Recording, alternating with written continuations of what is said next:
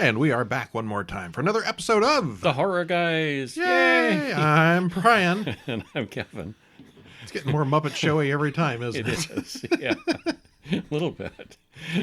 We got some horror movies in a short. None of which involve Muppets. And a book mention this week, too. And a book mention, yes. Yeah.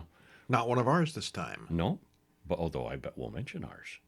You mean those books that you could find at horrorguysbooks.com? Yeah, those books. Many good books. The latest issue number 29 of Horror Bulletin Monthly, has hit the shelves as of yesterday. Ooh. Pick that up at paperback at lulu.com or amazon.com. Ebooks at Amazon, Barnes & Noble, Hulu, Tolino, Smashwords, and 5 or 6 foreign places that I can't remember right now. And the cover is especially cool this month, too. And also at brianshell.com. Uh-huh. Woohoo. Yeah. Oh, yeah, the cover. Who did the cover? Our nephew, Alex. Alex Shell did a very nice little Boris Karloff takeoff. There is a nephew who is learning how to be a graphic artist, writer, artisan. And we had got some cover work. We did, yes. Yeah.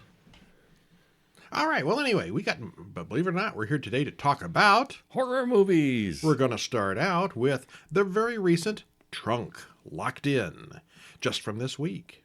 I believe that one's on Amazon Prime if you want to go take a look at it. Check it out. We'll also talk about the awesome Wolf Creek from 2005. It's a werewolf movie, right? No. Oh, okay. There's no actual wolves in this movie. No, it's just a name. Uh-huh. Yeah, we'll watch a short film, and then we'll get into The Curse of the Undead from way back in 1959. Sounds cooler than it is. Yeah, it is. And then we'll hit off Ghost Month. Yes, February is going to be Ghost Month. The entire month of ghosts and haunted houses. Ghostly things. Ghostly films. We're going to start out with Hell House LLC II, the Abbadon Hotel. Not to be confused with House LLC II. We need a longer title. Mm-hmm. That's a different movie entirely. Right. That one's from 2018. We're also going to look at a brand new book, Flesh Communion and Other Stories, that Kevin read this week. And that's it for the podcast. Couple of bonus films. Got a couple of bonus films. If you go to horrorbulletin.com, you can read about The Cave from 2005. Sort of like Alien meets The Descent. Uh-huh. With all the quality removed. Well, okay, not all the quality. You liked it better than I did. I did. I liked this one. Yeah, quite a bit. You have better patience than I do for some things. Yeah.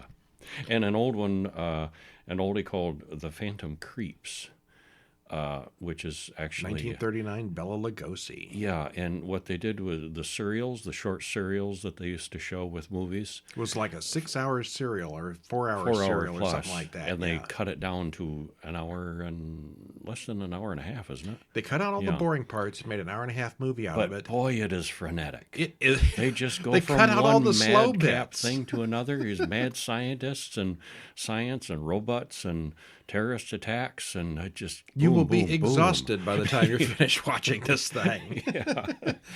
Movies need the slow bits sometimes. Sometimes, yeah. Wow. Yeah. Anyway, I think the whole movie, the hour-and-a-half version of that is available on YouTube. Mm-hmm. If you check out our review, there'll be a link to it wherever that was. It was pretty cool, but frenetic, I think is a good word for it. Yeah, there's just way too much going on in that. It's an hour-and-a-half worth of action in an hour-and-a-half movie. Yeah. Yeah. Well, we're going to start off with Trunkâ, Locked In from 2024. Written and directed by Mark Scheisser. Stars Sina Martins, Louise Helm, Artjum Gills, and Charles Reddinghouse. Hour and 36 minutes. And there's a trailer in the This was shows. advertised, or maybe the German title was just plain old Trunk. So, yeah, if you're going to watch it on Amazon Prime, which if you got Amazon Prime, it's there and it's free. Mm-hmm. It's called Trunkâ-Locked In. Spoiler-free, for a movie with a very small cast that mostly takes place in a small enclosed space, it's about a woman locked in the trunk of a car. Mm-hmm. This was actually very entertaining. Sina Martins is excellent as Melina, trying to figure out and deal with her situation. We both highly recommend it. Yeah, this was cool. Yeah. The trailer, I mean, a woman gets locked in a trunk and then she calls the police and asks for help, and there's bumpy roads and there's sound effects, and you've seen it all before. But this was It's actually totally very worth the watch. good. Yes, it Yeah, it doesn't was. necessarily go where you think it might. It's not at all boring. Yeah. What happens? Well- Don't spoil it to death, though. Melina wakes up in the trunk of a car as it begins to rain, and the trunk is actually open. Well, there's something wrong with her legs, and she sees a bag of her stuff on the ground outside, her clothes and stuff. Well, she digs in the bag for her phone as a man approaches, and then she fakes being unconscious.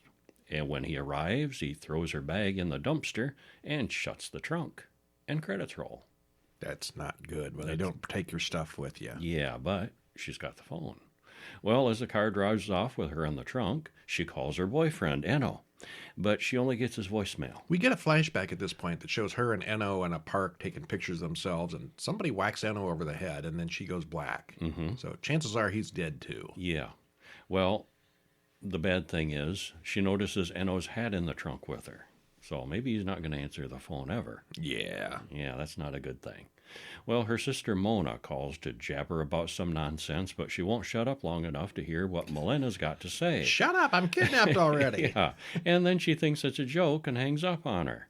And then Melina loses signal, and her battery is at 76%. That seems reasonably good. Yeah.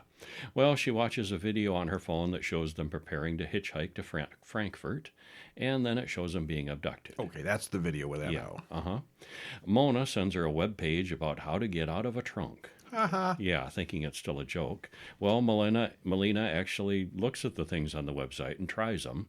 There's things like, try to, look for an emergency release and so forth. And I guess the car is old enough it doesn't have one. yeah, and probably the people preparing this trunk Or thought took of it these off, things yeah. too. Yeah, none of these things work. Well, Melina gets through to emergency services, but they can only see what cell tower her call is going through, not her location.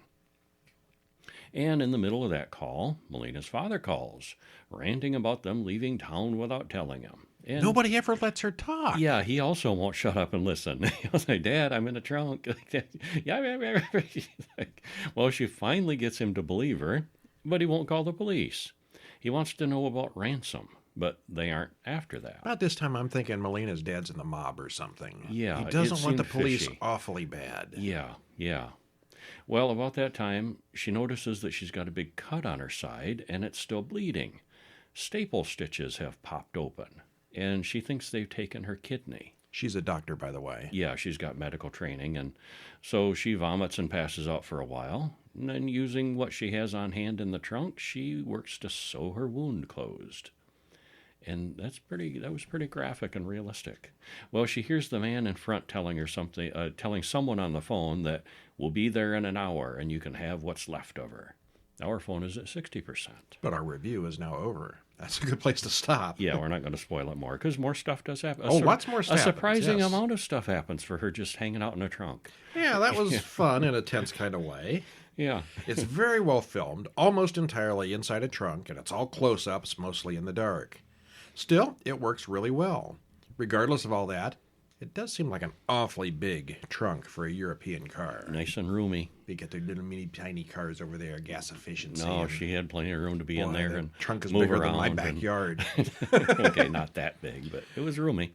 Yeah. It's very tense. Even though there's almost zero action, it never gets boring and keeps us guessing as the mystery plays out. Yeah, who's behind this? We only see three characters and hear a couple others on the phone, so it's got a tiny cast and probably a really low budget, but it works really well. Yeah, it did. Now, let me mention the low budget as a compliment here. It does not look low budget at all. No, yeah. Well, they, with a limited set like that, you can put it all into the one place. I shot my movie in the trunk. Mm-hmm. Yeah.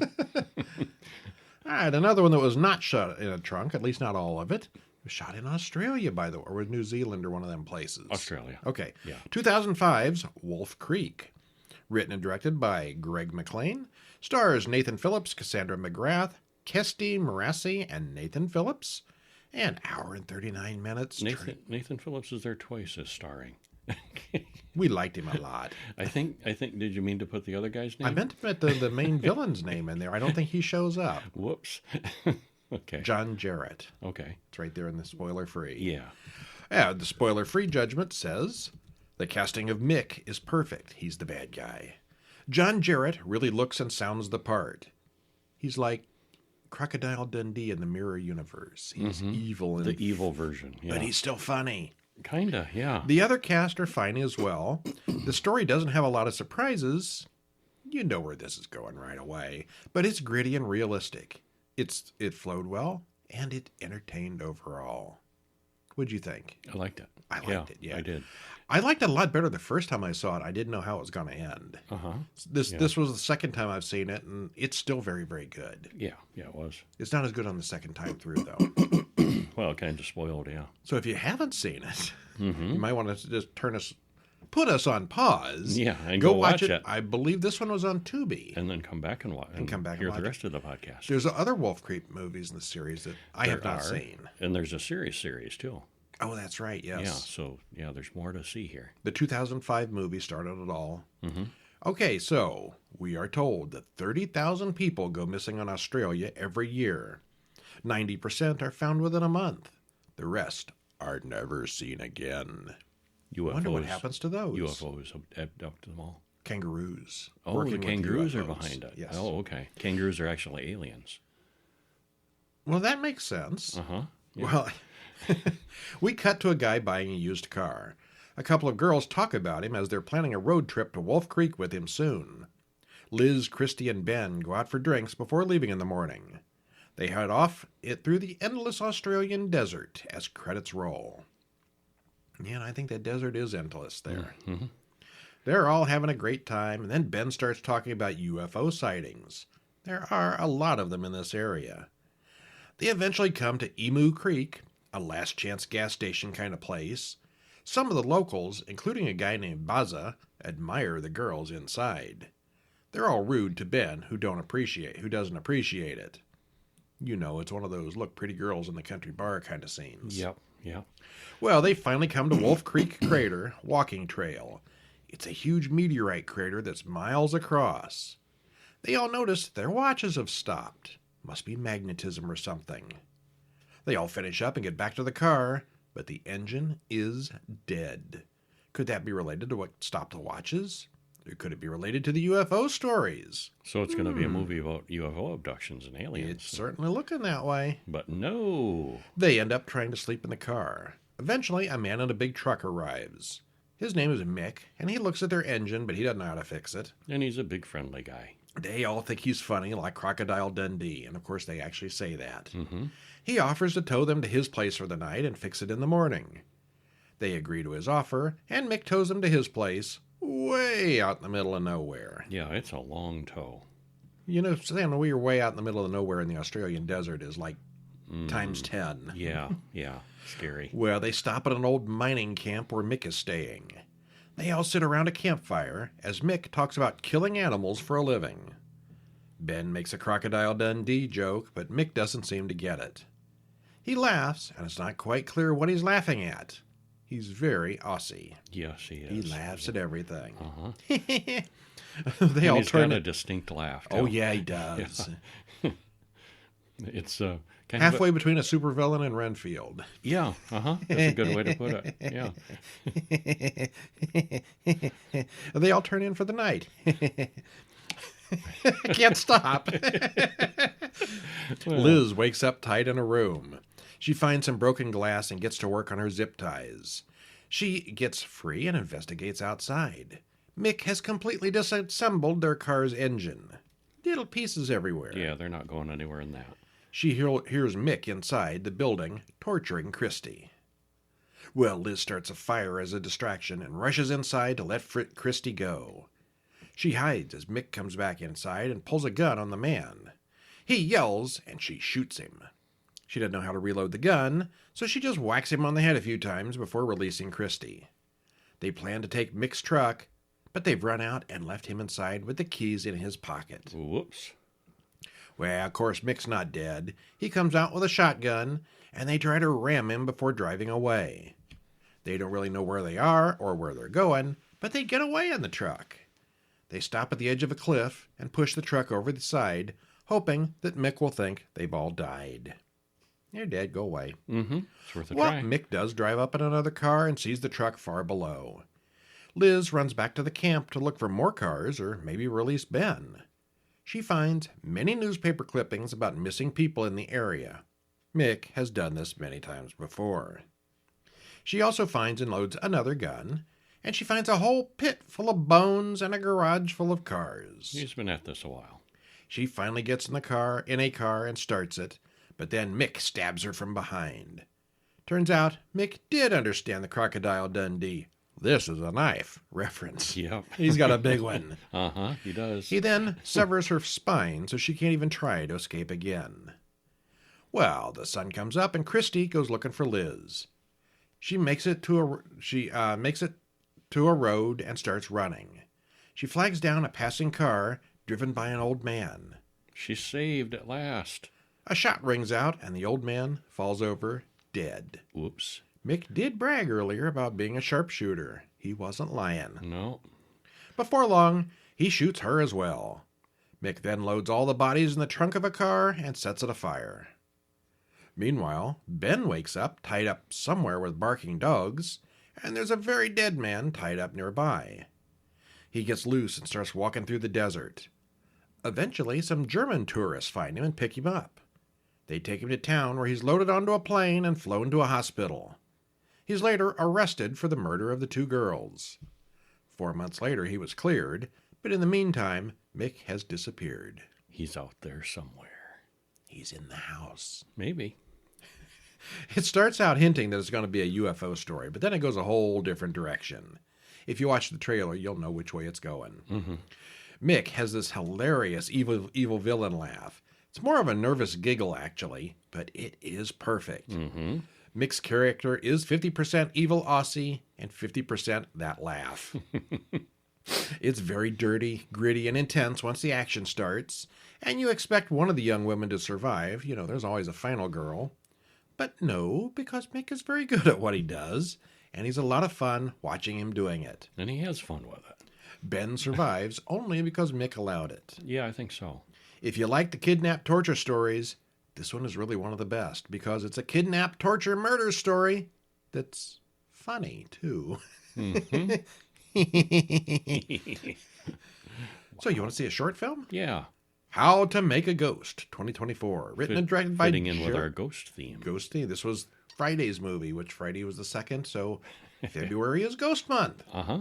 Written and directed by Jared Hogan. Stars Damian Young, Samuel Gorgon, Jordan Duffy, and Jaden Fontaine. 12 minutes, 44 seconds. Trailer in the show notes will link you right to it on YouTube.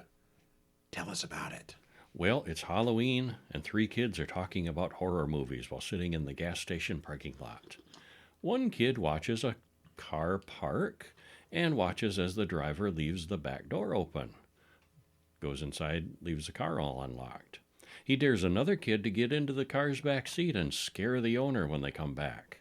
Okay. Well, he doesn't scare him when he comes back. The driver gets in, the car pulls out, and the kid's in the back. Well, the driver is listening to a scary story about a cemetery, and the kid in the back seat is wearing a ghost costume. The kid waits for just the right time to jump up, and it goes badly for all involved. Yeah, it does. Yeah. Well, that didn't get... It goes... You fool around and you find out, right? Yeah, they did. Well, there are some cool shots here, and the story idea was very well executed. I didn't care for the bright flashes of red when something happens. That was kind of cool, actually. I thought. It's like those old movies that would flash red before someone dies. That's what it reminded me of, yeah. Except kind of a homage to those. Okay, maybe. I don't know. Yeah. Well, that's not bad in itself, but I'm not even sure who becomes a ghost in this because we never actually see the ghost. Or don't we? I don't know. It's a little disappointing, or is it? It was. Okay. Well, it left me wanting more. But the more I thought about it afterwards, I would like to have seen more. I think that's the problem. But then I was thinking about it afterwards, and I was thinking, yeah, that was actually kind of clever. And well done. Well made, anyway. You'll have to watch it and see and decide for yourself. Okay. Yeah. And that takes us to one of our rare book reports. Yeah. Actually, I've been listening to a bunch of horror audiobooks. I really need to write up reviews of those soon. Yeah, you should. I never do. I should, though. Well, this was an author that was looking for reviewers, and I said, hey, I would like to read this book. because I thought it sounded interesting. So they were kind enough to provide me a review copy, and I Written did. by Holly Ray Garcia, 263 pages, and there is a link to take you to buy it at Amazon. This is Flesh Communion and Other Stories. Ooh, that sounds tasty. And the cover is even cool. It's a bunch of short stories crammed into this little book, and some of them are really, really short. She's good at getting right to the point, which I think works for the length of No some 12-page descriptions of a tree? No, Okay. yeah. And all over the place as far as the topics. I mean, you start the story, and there's not a theme. You know, like a lot of theme books will have. They're not zombie werewolves tales. or zombies. Well, this might have a zombie, and this one's got a werewolf, and this one's got a ghost. This one's got an apocalypse. And then, it just hops all over. Very impressive how it does it. I could read my review. You should. Read the actual review that I wrote. Well, as the author says, this is a book featuring 26 tales of desperation, sorrow, and terror. And many of the stories are downright chilling. There is a little dark humor tucked around the edges as well. The writing is skillful, usually getting right to the point, which allows many of the stories to be very short. You get pulled along so well that when some of them end, you're left wanting more, in a good way. And you never know what the next story is going to spring on you. Maybe a nightmare cult, that's the title story. Maybe a taste of an apocalypse, a werewolf, a ghost, or an octosquatch. A what? Yeah, I'll let you imagine what that is.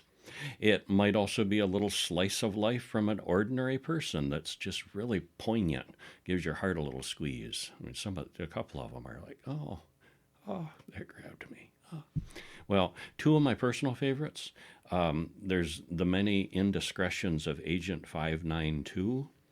And it's like a cloak and dagger kind of story, but it's told entirely in emails, which I thought was a hoot. And there's one called The Finest French Lace, which is just multiple levels of dread. It's just, yeah, that was, ooh.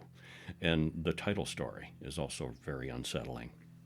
The variety of these stories and situations is impressive. There's plenty of gore and horror and adult language, which I was just fine with. I would highly recommend it for fans of short horror stories. Very cool. Yeah. Get that at Amazon. There's a link in the show notes. Yes. Hey, while you're on Amazon, I know where you can get another horror anthology. Yeah. Tales to Make You Shiver. Yeah, Volume there's two 1 of them. and Volume 2. By us. And that same token, there's no main theme there. Nope. There's ghosts and miscellaneous zombies horror stories, yeah. Uh-huh. Yeah, you get those at Amazon. Or again, over, like we said earlier, horrorguysshop.com has links for that too. Mm-hmm. But yeah, this one though, Flesh Communion and Other Stories. Yeah. Very cool. Yeah, it was. All right, takes us up to our next movie, which is a ghost story. House LLC II, the Abbadon Hotel, from 2018, which was directed and written by Stephen Cognetti, stars Vasily, Gillian Gertz, Joy Schatz, and Dusty Austin. Runtime is 1 hour and 29 minutes, and there's a trailer in the show notes. Spoiler free, what happens? Well, if you liked the previous work in the series, this is kind of more of the same. It's still skillfully done. This one has a little bit too much talk and exposition, we thought. It drags a little bit, and then the climax is kind of, instead of a burst, it's kind of a fizzy release, if that makes sense. Yeah. I mean, we didn't hate it, but we didn't think it was as enjoyable as the first time around. But like I said, if you like the first one, bet you'll like this one. Well, we watched the first one now officially, and then we watched this one, which is the newest one. There's like two in the middle that we haven't seen yet. Uh-huh. I'm not looking forward to them, actually. Don't know. I thought the first one was okay. Okay, I think found footage just doesn't excite me. I liked the first one, I think, better than you did too. Uh-huh. Yeah. Yeah, I think the lack of soundtrack probably bores me more than it should. You like your music. I watch a movie, I don't even notice the music unless it really stands out. But it's there. But if there's none, I notice that too. It's noticeable. Yeah, it is. Yeah. Well, we are told that footage we're about to see was collected over a period of 2 years. Wendy is being interviewed about Jackson Mallet, who went missing at the Abbadon Hotel back in the first film. He'd been getting text messages that came from inside the hotel. And we watch old footage of Jackson, lost in the hotel 2 years ago. "They have no eyes," he repeats. Oh, my. We see black-robed figures in the background and strange piano music. We then cut to 1979 and a very young Jackson, like 4 years old, playing that same weird tune. He says, "The hotel opens in 2009. Tell everyone." Well, okay. That's a strange thing for a 5-year-old to say. It is, yeah. Well, then there's an interview show with Mitchell Kavanaugh, the only survivor of the incident 2 years ago. He made that documentary that we all saw. It's called The First Film. Well, there's a guy there who thinks it was just a fire that killed 15 people, but he refuses to explain why.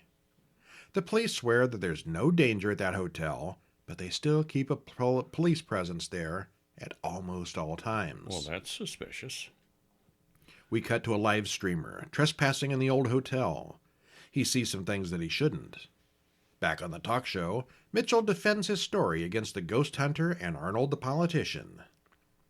Yeah, they brought on a ghost hunter to talk about ghost hunting, and Arnold the politician is a local guy who works on the town council or something like that. Mm-hmm. On a different investigative show, my goodness, we're jumping around. Kinda, yeah. Jessica Fox, the investigator, talks to Mitchell. The hotel was based on H.H. Holmes' murder house, built to be maze-like inside. We hear about Patrick Carmichael, a member of Old Man Tully's cult who didn't die. She wants to go inside the old hotel and look inside that big freezer in the basement. Who could be in there? Jessica and Mitchell talk about taking Brock, the paranormal expert from the show, to the old hotel to investigate also. Molly goes along, but she's not happy about it. They leave her outside to watch for the police. We cut to a while later, and Jessica looks all beat up as she's interviewed by the police. She's been missing for 5 days. So bad things happen to these people. Back when they were all inside, Brock, Jessica, and Mitchell investigate the place. There are bloodstains and a real mess inside. They find the place where Andrew Tully and his followers killed themselves. They go into the basement and find the weird clowns. Everybody remembers the clowns. Oh, yeah, they're memorable. They look in the freezer, but there's no bodies in there. Brock then talks to the spirits with his Ouija board pointer, but they wake something up that they didn't expect to. She wanted to see inside the freezer. Why'd they bring a Ouija board? You never know when you might need one. You should always take that with you. Whip one out every time I go to parties. Especially when going to haunted places. Molly gets a call on the radio to come inside. David said he didn't call her, so she gets scared. They all see some weird stuff and make for the exit, but then they can't find it. Remember, it's built like a maze. But it gets worse, too. It's like it shifts and changes on them. And then the clown statues start showing up. There's no knob on the inside of the door, so they're trapped. And of course, all the windows are boarded up. Mm-hmm. They finally play the tapes from the basement, where some of the characters from the first film are arguing about Alex embezzling money. Maybe he could set up the Abbadon to make up all that money that he lost. The owner of the hotel offers to let Alex use it to give the place a second life. We don't see the owner of the hotel. In the modern group, Molly goes missing, and they find a note that says she's in the basement. The three head down there and find her along with the clown dolls. Uh-oh. Suddenly, the gate to hell blows open, and everyone runs and screams as the lights fade in and out. Well, that escalated quickly. Yeah, very quickly. Yeah. They can't get through the door, and there's more screaming as the clowns approach. We cut back to the talk show where the politician argues with Jessica about the local government's involvement in all this. It's fine. We're not covering anything up. Mm-hmm. Brock makes an agreement with Mitchell to go to the hotel. Since we've already seen him there, we know that it happened. Politician Arnold calls on the phone and says he's sorry he couldn't make it to the interview. Who was that guy on the show? But that wasn't the politician Arnold then. No, that was somebody else. Who could it have been? Well, we cut to the tapes where Mitchell confronts the politician Arnold, who turns out to really be Andrew Tully, the deceased cult leader. Aha! He says this is his hotel. He's got Alex and Mac from the first film with him. All I ever wanted was more guests, and you all came. His death was just the beginning. We never left. He then kills Molly as Jessica watches. Tully goes on and on and on and on and on, explaining his plans, saying that only one of them will be allowed to leave. Okay, that was too many on and ons, but it did seem a little too long. Too much talking, yes. Yeah. We got to make an hour and 37 minutes somehow. Mitchell turns out to sacrifice himself so that Jessica can escape. We then cut back to Jessica talking to the police. She claims not to remember any of it. Then we get a look at her face again, but maybe she didn't really escape all of it after all. Ooh, maybe not. Yep, this is still found footage. There are still clowns, and there are still people investigating. Just like the first one. There's just so much talking, sitting, and arguing. If you cut out the horror stuff, you'd have like 3 minutes of good. Oh. Well, okay, more than 3 minutes. But It goes from making no sense at all for the majority to Tully literally explaining everything. He explains way too much, actually. All the exposition gets a little draggy, and that's not supposed to happen right at the climax. No, it isn't. No. Meh. Huh. Didn't like it. Okay. I'd still give it a thumbs up. Not a strong one, but yeah. I liked it more than disliked it, but yeah. I thought it was boring. I gave it a mediocre thumbs down. Oh, a weak thumbs down. Okay. A Curse of the Undead from 1959. Directed by Edward Dean. Written by him and also Mildred Dean. Husband and wife undead writers. Uh-huh. I bet they were undead themselves. Probably, yeah. Written in 1959, they're probably just plain dead That's now. how they were so good at it. Stars Eric Fleming, Michael Pate, Kathleen Crowley. Hour and 37 minutes. Spoiler free. This was okay as far as horror films go, and okay as a Western. Yes, it's a Western horror film. But it was the first Western horror film. Oh, that is interesting. So historically, it is relevant. The first time the two had mixed. Uh-huh. They meshed the genres together pretty well. It's not a great Western. It's not a great horror film. Combining the two, though, it was a first. It was unique. That made it better. It makes it worth watching just for historical reasons. Yeah, yeah. If you like Westerns, if you like horror, you got to catch them all. What happens? Well, we open on an old Western town. Dr. Carter and his wife ride into town on their wagon. He stops in to check on a patient, little Cora. He didn't think Cora would last the night. Preacher Dan says his prayers probably helped. I'm sure that was all. The other girl died last night, but the doctor can't find anything in his medical books. Well, they all go in, have breakfast, and as they prepare breakfast, the girl screams and dies. Huh. Well, as the doctor runs back into the room, something disturbed the window blind on the way out. Also, they find 2 small puncture wounds on Cora's neck. Ooh, I know. Mm-hmm. Well, when they arrive home, Carter's son, Tim, complains about the bully Buffer, who just beat him up. Buffer wants their farm. Carter goes to see Bill the sheriff. Bill says he'll take care of everything. Well, Buffer's men don't much care for what the sheriff has to tell them.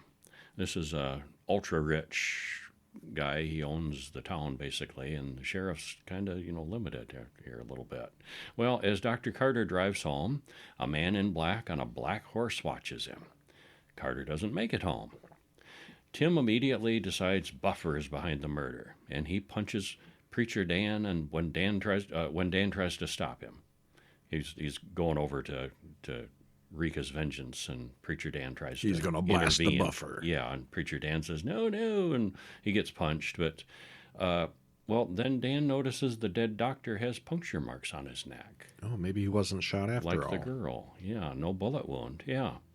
At the funeral, we see the man in black crawl into Carter's coffin with Carter inside. Well, now, that's cozy. Yeah.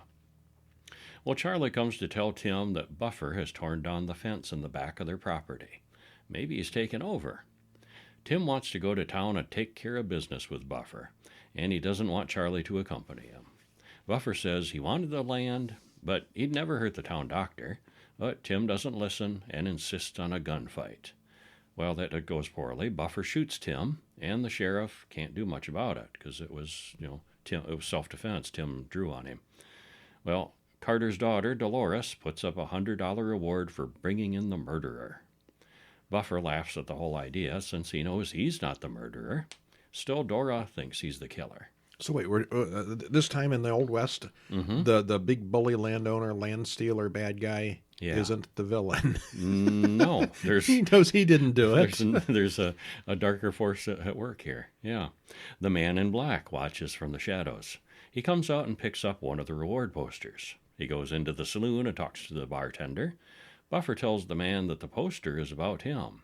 They have a tense standoff. Well, the man in black is Drake Roby, a gun for hire, and he shows up at Dolores's house for the job. Preacher Dan says he'll do everything in his power to stop him. Well, that night, Drake pays a visit to Dolores in her bedroom, and he pays special attention to her neck. Yeah. Preacher Dan insults and accuses Buffer as the sheriff watches. The three of them cook up a deal that may get Dolores to fire Drake. Meanwhile, Drake goes to the cemetery and sleeps in a coffin. Well, Dan goes to see Dolores, and she agrees that hiring Drake was a mistake. Except Drake comes in the morning. Well, they tell him to go away. Except that night, Drake comes back to Dolores. He says his eyes are really bad in the daylight, which limits his work opportunities. So he asks for a night job watching the fields, and she can, have her stuff protected from Buffer at night. Well, she agrees and says, yeah, she can fix things up with Preacher Dan, and she says he can stay in the cottage by the cemetery. Well, Dan searches for old Dr. Carter's will, but instead finds an old diary of Don Robles that talks about Drago Roby, who murdered his own brother. Drago killed himself over guilt, and not long after, a vampire started killing the young people in the village. There's also explanations in the book about how to kill a vampire. There's even an old photo of Drago, and you know what? He looks just like Drake. And their names are surprisingly similar. Names are so similar. Could they be? No, that's just silly. Well, that night, Drake visits Dolores again, but he loves her too much to drink any more of her blood. She comes out to him in a trance, and then the sheriff stops by and finds her sleepwalking. Well, they argue about Drake staying or leaving town. As the sheriff rides back to town, Drake kills him, drinks his blood. He's a thirsty guy. This town's getting thinner by the day. Yeah, it's not that big of a population to begin with. Yeah. Well, Drake comes to confront Dan, and Drake soon figures out what Dan knows. Dan calls Drake a monster, but he's a monster in love. Doesn't want to leave town, doesn't want to leave Dolores. They fight, but they are interrupted before Drake can finish off the preacher. Well, in the morning, Dan shows Dolores the diary, but she doesn't believe any of it. She's kind of smitten on Drake now. So they go looking for Drake in the daytime.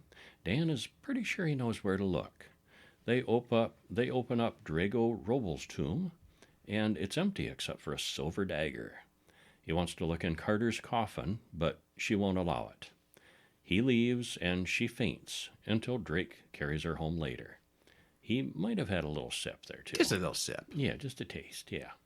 Well, Drake brings Dolores a map that shows her ranch's old-time land boundaries, and it's good news. Drake goes to town and explains things to Buffer. Unsurprisingly, Buffer ends up dead. Drake goes after Dan, who is getting a court order to open the Carter's coffins. They have a shootout, and Drake falls down and turns to dust. See, Dan, knowing what Drake was, had carved a cross into his bullet. Whoa, that's a neat trick. Yeah.